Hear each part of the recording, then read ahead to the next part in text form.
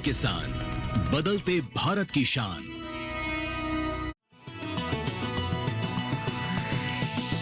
DD किसान, बदलते भारत की शान।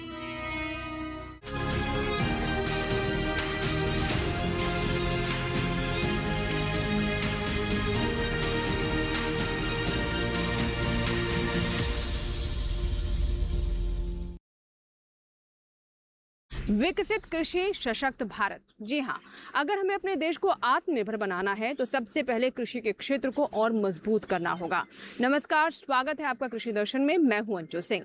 कृषि दर्शन एक ऐसा कार्यक्रम है जिसके माध्यम से हम किसानों तक ऐसी जानकारियां पहुंचाते हैं जिससे वो और आर्थिक रूप से मजबूत हो सके, सशक्त हो सके और कृषि के क्षेत्र में अपनी भूमिका और बेहतर तरीके से निभा सके। इसके लिए हम कार्यक्रम में 3 सेगमेंट लेकर आते हैं। सबसे पहले बात होती है विज्ञान और किसान की, उसके बाद नजर डालते हैं कृषि स्टार्टअप पर और अंत में देखते हैं फार्मिंग इंडिया। तो चलिए शुरुआत करते हैं आज के कृषि दर्शन की। आइए अब नजर डालते हैं सम्मेलन से प्रगति की ओर पर। आइए अब आपको बताते हैं पोस्ट बजट कृषि वेबिनार के बारे में। जी हाँ, बजट में कृषि और ग्रामीण विकास से जुड़ी हुई जो योजनाएं घोषित की गई थी उन्हें जमीन पर कैसे उतारा जाएगा, इसी को लेकर एक वेबिनार का आयोजन किया गया। आइए जानते हैं इसमें क्या विशेष रहा। पोस्ट बजट वेबिनार, जिसका उद्देश्य बजट में घोषित योजनाओं को अमल में लाने पर चर्चा के साथ इन विषयों पर लोगों का सुझाव लेना था, जिससे इन्हें जमीन पर सफलतापूर्वक उतारा जा सके। 1 दिवसीय वेबिनार में कृषि भवन के विभिन्न हॉल में कृषि, ग्रामीण विकास, मत्स्य पालन, पशुपालन एवं डेयरी मंत्रालय के केंद्रीय मंत्री एवं सचिव जुड़े और गहन विचार विमर्श किए गए। इस वेबिनार के समापन सत्र को केंद्रीय कृषि किसान कल्याण एवं ग्रामीण विकास मंत्री शिवराज सिंह चौहान ने संबोधित किया। सच में जो बहुत उपयोगी चर्चा इस वेबिनार के माध्यम से हुई है। प्रधानमंत्री जी का प्रारंभिक उद्बोधन हमारे लिए एक मार्गदर्शन था और हमने देखा कि जो सचिव गणों ने चर्चा का सार बताया उसमें प्रधानमंत्री जी ने जो लक्ष्य तय किए थे और बजट में जिन लक्ष्यों का उल्लेख था लगभग उसी के आसपास हम सब ने विचार विमर्श किया है। पार्टिसिपेशन अद्भुत था। अब ये मुझे लगता है कि प्रधानमंत्री जी का विजनरी सोच है कि ऐसे चिंतन मंथन में लाखों लोग जुड़ जाए। पहले तो हम लोग टीम बनाते थे कि छोटी टीम ज़्यादा अच्छा विचार विमर्श करेगी, लेकिन जो अलग अलग सचिवगण बता रहे थे, कोई कह रहा था 40 लाख हमारे उसमें जुड़े थे, कोई कह रहा था 50 लाख जुड़े थे। एक जगह तो किसानों वाले में आया कि नहीं, लाखों में नहीं करोड़ों में मामला पहुंच गया। तो ये चर्चा बहुत व्यापक हुई है। एग्रीकल्चर की दृष्टि से अगर देखा जाए तो जो हमारे सभी विषय है, भारत विस्तार को मैं थोड़ा अलग रखूंगा, लेकिन कोकोनट हो, कैजू हो, कोको हो, कॉफ़ी हो, चंदन हो, अगर हो, इन सब पर जो विचार किया तो हमको 5-6 चीज़ें करने की ज़रूरत है। एक, प्रोडक्शन और प्रोडक्टिविटी बढ़ाना है। अभी भी हम अगर एवरेज प्रोडक्शन देखें तो दुनिया के बाकी देशों से हम पीछे हैं। तो एक तो हमको बढ़ाना है, उसके लिए कई तरह के उपायों की यहाँ बातचीत हुई है। बढ़ाने के एक तरीका एरिया का विस्तार भी करना है, क्षेत्र को भी बढ़ाना पड़ेगा, क्योंकि कुछ हमारी फसलें ऐसी है जो कैश क्रॉप तो हैं लेकिन एरिया लगभग उनका स्थिर हो गया है, तो हमको एरिया का विस्तार भी करना पड़ेगा। एक चीज़ लगभग सारे प्रेजेंटेशन में सामने आई कि हमें यील्ड बढ़ाने के लिए, विशेषकर जो हमारी नर्सरी है, जो पौधा है, प्लांट है, वो हमको क्लीन चाहिए। रूट बिल्ड जैसी बीमारी जो कोकोनट में लगती है उसने ये सिद्ध किया, और पुराने बाग जिनमें उत्पादन लगातार घटता जा रहा है, तो हम नए बाग जो लगाएं उनमें हमको क्लीन प्लांट की ज़रूरत है। क्योंकि एक बार प्लांट लगा दिया तब तो किसान को पता नहीं रहता कैसा है। 3-4-5 साल बाद जब उत्पादन देना उसने शुरू किया तब पता चलता कोई बीमारी लग गई। तो ये रोग रहित जिसको हम कहते हैं वो प्लांट हम कैसे, उसके विभिन्न उपाय सुझाए हैं अलग अलग, उसके विस्तार में नहीं जा रहा मैं, लेकिन उत्पादन और उत्पादकता बढ़ाना, उत्पादन में लगने वाला जो व्यय है उत्पादन की लागत जिसको हम कहेंगे उसको कम करना है। फिर वैल्यू एडिशन, क्योंकि 3 चीजें हमारी कृषि में मूल्य है। एक, फूड सिक्योरिटी सुनिश्चित करना, पोषण युक्त आहार उपलब्ध कराना, और तीसरी, किसानों की इनकम बढ़ाना। और इसलिए किसानों की आय बढ़े, इसलिए गुणवत्ता एक प्रश्न है। एक्सपोर्ट क्वालिटी का हम कैसे पैदा करें। एक बात बार बार आई कि हम इंपोर्ट क्यों करें। एक्सपोर्ट हमारा बढ़ना चाहिए, हम घर की मांग तो पूरी करें। अब नारियल की गिरी हम बाहर से बुलाएं, इसकी जरूरत क्या है। और इसलिए हम उत्पादन भी बढ़ाएं, लेकिन एक्सपोर्ट क्वालिटी का कैसे हो वो। फिर एक वैल्यू एडिशन की बार बार बात आई है कि कैसे वैल्यू एडिशन करें। जीरो वेस्ट की बात यहाँ आई अभी प्रेजेंटेशन में कि हर एक चीज कोकोनट की काम की है, तो हर एक चीज का उपयोग हम बेहतर कैसे कर सकते हैं, उस दिशा में हमको काम करने की जरूरत है। और एक डाइवर्सिफिकेशन की बात भी आई। हम बीच बीच में इन क्रॉप्स के हम अलग अलग क्रॉप्स को कैसे पैदा, चंदन अगर आता है 10 साल में 15 साल में, तो तब तक किसान वेट नहीं कर सकता कि उसकी कोई आमदनी ही ना हो। इंटरक्रॉपिंग कैसे हो, या तब तक उसको आमदनी कैसे मिले, तो बैंक लिंकेज और बाकी चीज़ों पर हमको काफ़ी काम करना पड़ेगा। तो मुझे लगता है कि हम इंटरक्रॉपिंग को कैसे बढ़ावा दें। फिर भी कई काम अभी करने की ज़रूरत है, जिसकी योजना हमने बनाई है। एक तो हम शॉर्ट टर्म प्लानिंग करेंगे, कुछ चीज़ें जो हम तत्काल लागू कर सकते हैं।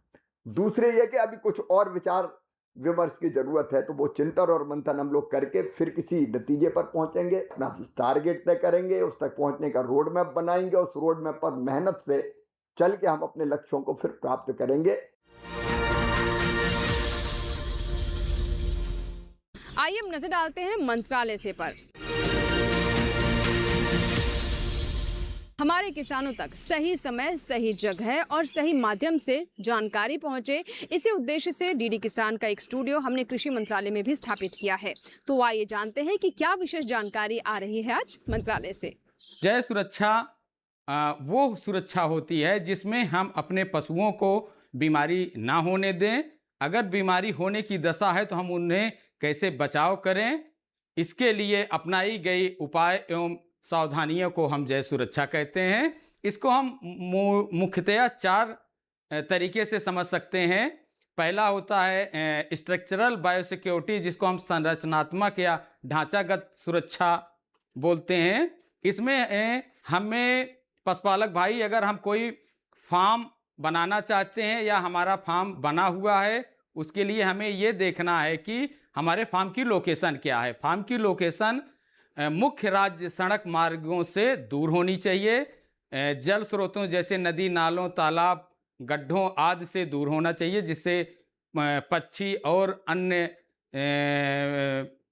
जीवों से कोई बीमारी फैल ना सके। ये अन्य पशुओं के फार्मों से भी अलग होना चाहिए। इसकी दिशा, जैसा कि हम जानते हैं कि हमारे भारत देश में हम मुख्यतया पूरब पश्चिम दिशा में अपने फार्म को रखते हैं, जिससे उन्हें प्रचुर मात्रा में प्रकाश मिल सके और हवा का संचरण हो सके। उसके अलावा वहाँ जल जमाव की स्थिति भी नहीं होनी चाहिए। ऐसा हम लोकेशन को सेलेक्ट करते हैं जहाँ पे हम अपने पशुओं को, पशु बाड़ों को रख सकते हैं। दूसरा होता है फंक्शनल बायोसिक्योरिटी। इसमें जो है हम देखते हैं कि हमारा रूटीन जो वर्क होता है, जैसा कि साफ सफाई और फार्म के मैनेजमेंट, उनका ध्यान देखते हैं। तीसरा होता है मैनेजमेंटल बायोसिक्योरिटी।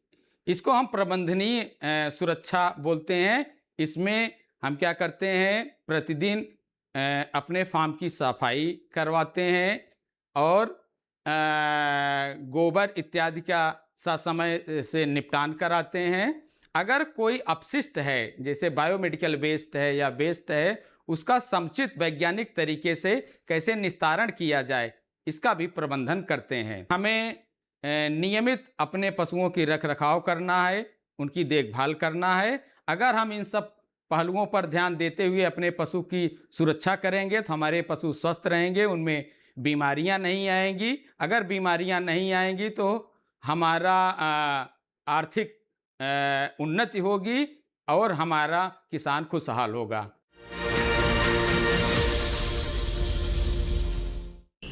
नजर डालते हैं विज्ञान और किसान पर।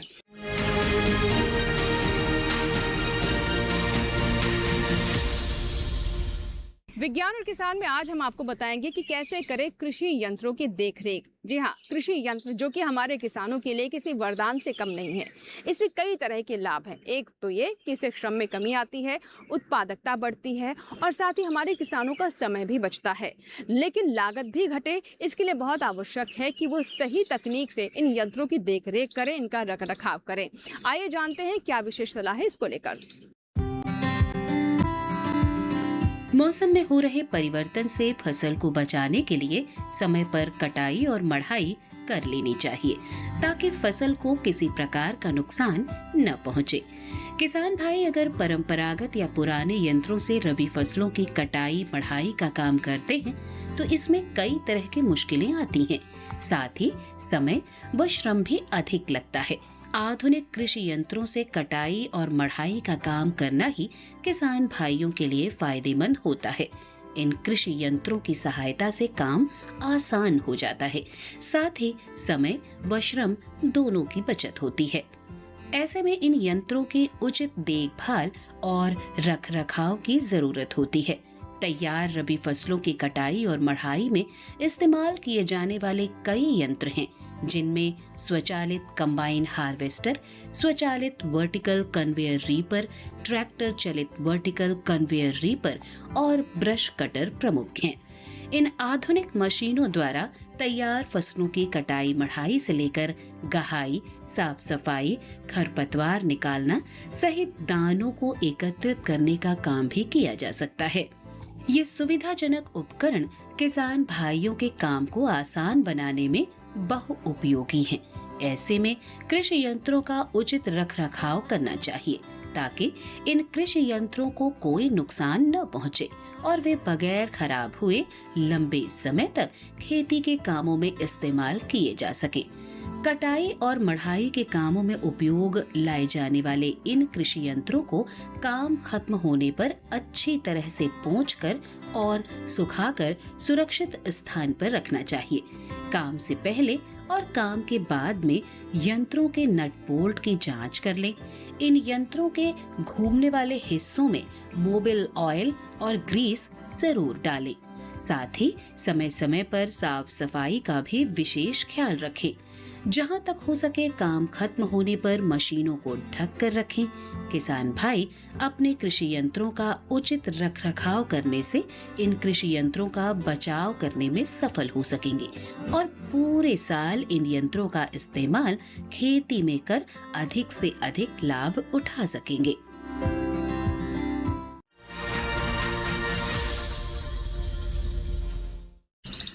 तो ये थी कृषि यंत्रों पर हमारी विशेष रिपोर्ट। इसी के साथ ही कृषि दर्शन में हम वक्त एक छोटे से ब्रेक का, लेकिन ब्रेक के बाद भी कृषि दर्शन जारी रहेगा, कहीं मत जाइएगा।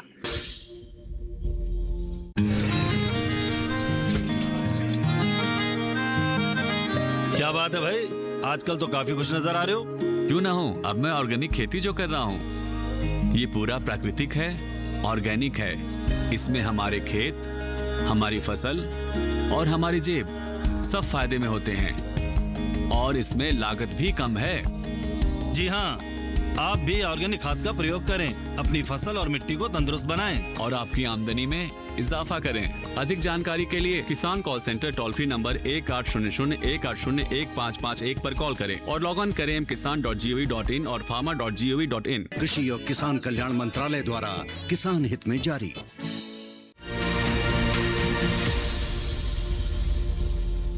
ब्रेक के बाद एक बार फिर आपका स्वागत है। आप देख रहे हैं कृषि दर्शन। आइए अब नजर डालते हैं कृषि स्टार्टअप पर।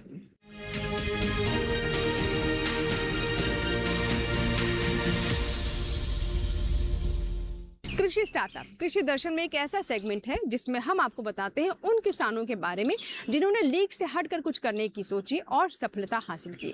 हालांकि उनकी राह में भी चुनौतियां कई तरह की थी, लेकिन उनके सामने उन्होंने झुकना नहीं सीखा, बल्कि निरंतर आगे बढ़ते गए और कामयाबी की सीढ़ियां चढ़ते गए। तो चलिए देखते हैं आज का कृषि स्टार्टअप।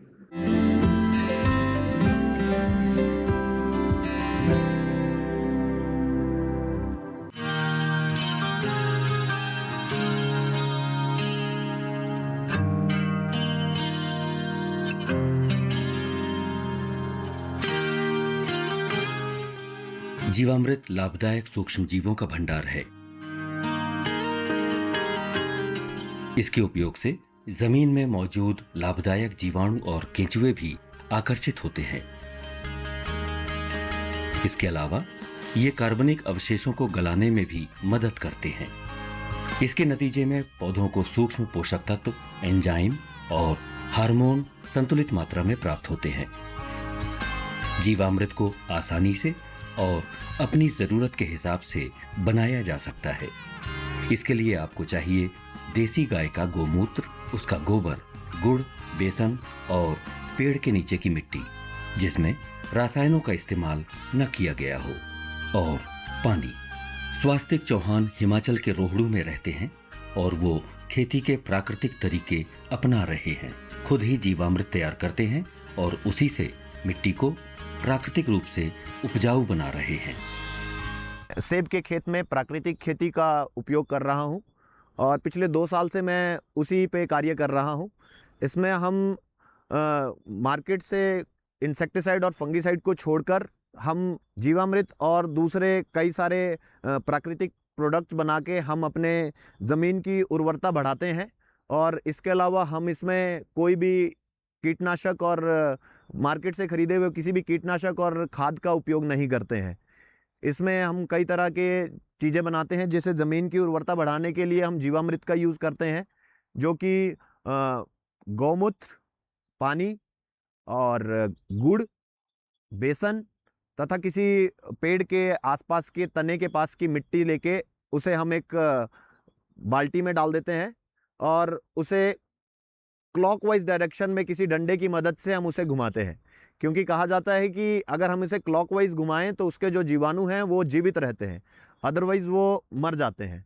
तो वो ये प्रोसेस बनाने के बाद हम उसे जूट की बोरी से ढक देते हैं और उसको 3-4 दिन तक यही बार बार डंडे से घुमाते 2-4 मिनट तक घुमाते रहते हैं।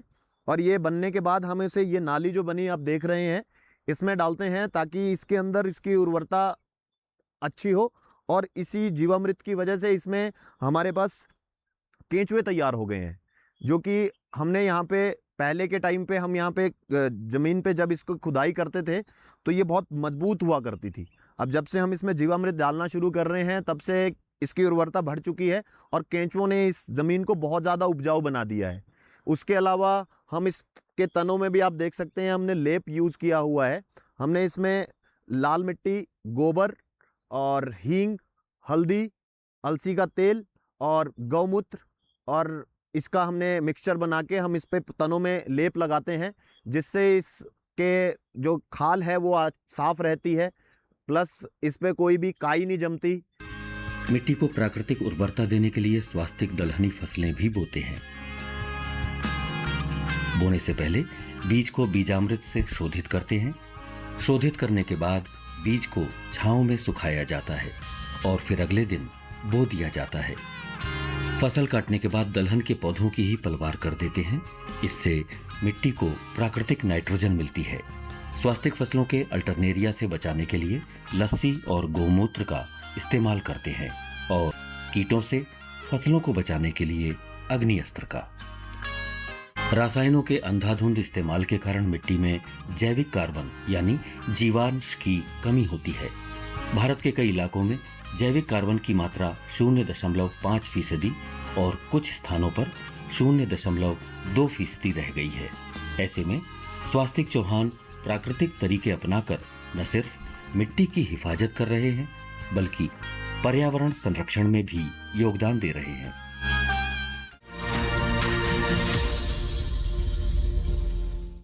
इसी के साथ ही कृषि दर्शन में यहाँ वक्त एक छोटे से ब्रेक का, लेकिन ब्रेक के बाद जब वापस आएंगे तो बात करेंगे फार्मिंग इंडिया की। आप देखते रहें कृषि दर्शन।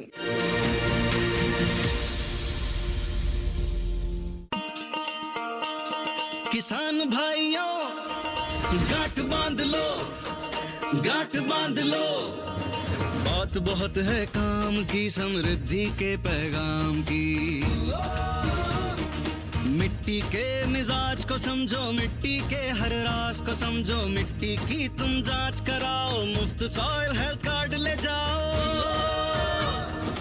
कभी मुनासिब बीज लगाओ, सही किस्म की खाद ले आओ, जितनी जरूरी उतनी डालो, सही मात्रा खुद पहचानो, इसको अपना मंत्र बना लो, मिट्टी की सेहत तो जानो।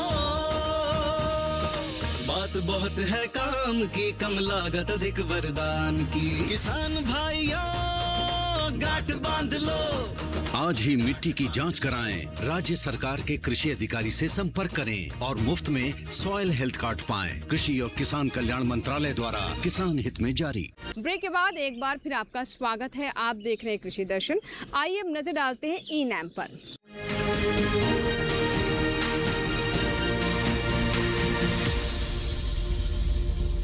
ई-नैम एक ऐसा प्लेटफॉर्म जो कि हमारे किसानों के लिए काफ़ी लाभकारी साबित हो रहा है।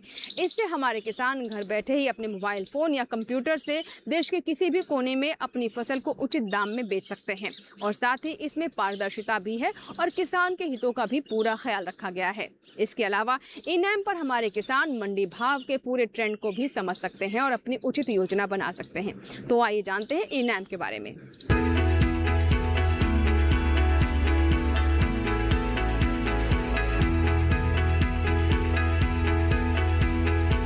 ई-नैम के जरिए आप घर बैठे न केवल एपीएमसी से जुड़ी किसी भी मंडी में चल रहा भाव मालूम कर सकते हैं, बल्कि अपनी फसल का सौदा कर सकते हैं और घर बैठे समय पर बिकी हुई फसल का भुगतान भी पा सकते हैं।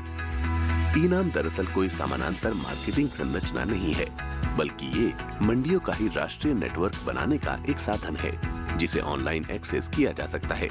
पुरानी मंडी व्यवस्था में किसान सिर्फ मंडी में ही फसल बेच सकता था, लेकिन ई-नैम के माध्यम से वो मंडी के बाहर भी फसल बेचने के लिए आजाद है। ई-नैम मुख्य रूप से एक राष्ट्र एक बाजार की अवधारणा पर आधारित है। इसे कृषि और किसान कल्याण मंत्रालय के जरिए एक निवेश के साथ बनाया गया है और इसके लिए विकसित सॉफ्टवेयर सभी मंडियों के लिए उपलब्ध है। ऐसी मंडियां जो राज्य मंडी अधिनियम के नियमों के अनुरूप राष्ट्रीय नेटवर्क में शामिल होने के लिए सहमत हो। अगर किसी किसान को स्थानीय मंडी में बेहतर भाव नहीं मिल रहे हैं, तो वो दूसरी मंडी का रुख कर सकता है। यहाँ तक कि वो अपने राज्य के बाहर भी फसल बेच सकता है। शुरुआत में सिर्फ 21 मंडियों को ही इसमें शामिल किया गया था और सिर्फ चुनिंदा फसलों की ही बिक्री होती थी, लेकिन आज 18 राज्यों और 3 केंद्र शासित प्रदेशों की 1000 मंडियां इसमें शामिल हो चुकी हैं, जहां 175 फसलों को खरीदा और बेचा जा सकता है। 31 जनवरी तक के आंकड़े बताते हैं कि ई-नैम पर 1,72,70,000 किसान, 2,13,844 व्यापारी, 1,02,068 कमीशन एजेंट और 2,050 एफपीओ जुड़े हैं। किसानों के लिए ई-नैम पर मुख्य रूप से 4 फायदे हैं। पहला, इस पोर्टल पर कारोबार में पारदर्शिता दिखाई देती है और किसानों को बेहतर भाव की संभावना बढ़ती है। पारदर्शिता का मतलब ये हुआ कि किसानों के साथ धोखाधड़ी की संभावना कम हो जाती है। दूसरा फायदा ये है कि अन्नदाता की पहुंच ज्यादा मंडियों और व्यापारियों तक सीधे हो गई है। तीसरे, मंडियों में आवक और भाव की तुरंत जानकारी मिल जाती है। और चौथा, भुगतान बहुत जल्दी हो जाता है और पैसा सीधे किसान के खाते में जाता है। तो अगर आप भी सुविधा का फायदा उठाना चाहते हैं तो ई-नैम पर रजिस्ट्रेशन कराना होगा। रजिस्ट्रेशन की कोई फीस नहीं है।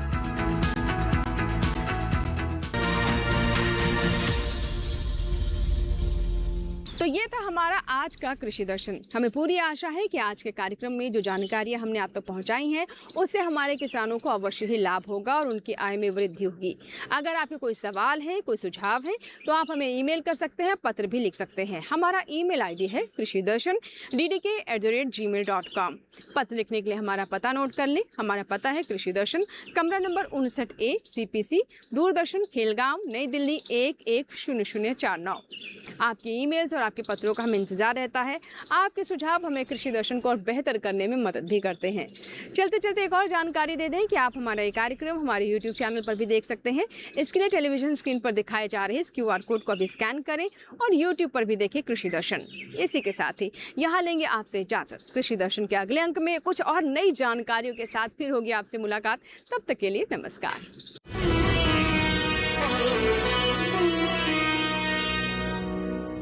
मैंने मना किया था ना